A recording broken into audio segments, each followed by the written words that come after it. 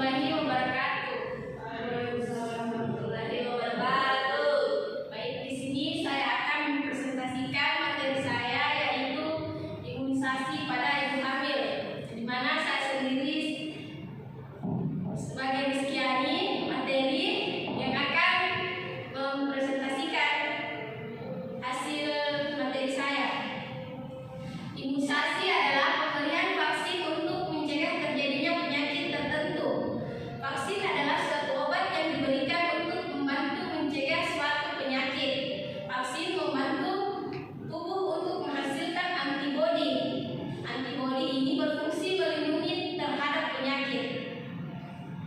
Di sini adapun jenis-jenis imunisasi yang dibutuhkan wanita hamil. Yang pertama ada tetanus atau tetanus toxoid. Vaksin ini dianjurkan pada wanita hamil untuk mencegah tetanus neonatum atau tetanus pada bayi, dan sebaiknya diberikan pada wanita yang tidak melengkapi 3 kali imunisasi dasar atau 10 tahun booster. Yang kedua ada hepatitis B.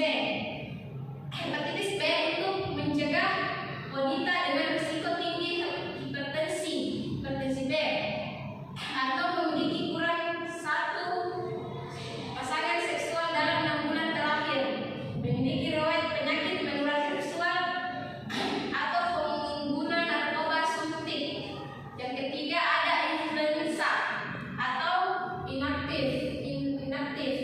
Vaksin ini dapat mencegah penyakit serius pada ibu hamil, namun sebaiknya diberikan setelah minggu ke-14 ibu hamil yang terinfeksi dengan virus influenza akan meningkatkan risiko rawat inap, komplikasi medis yang serius, dan hasil kehamilan yang merugikan. Imunisasi wanita hamil dengan vaksin virus influenza inaktif yang efektif dalam mengurangi. Adapun jenis-jenis imunisasi yang dipertimbangkan diberikan pada ibu hamil dengan penjalanan infeksi spesifik.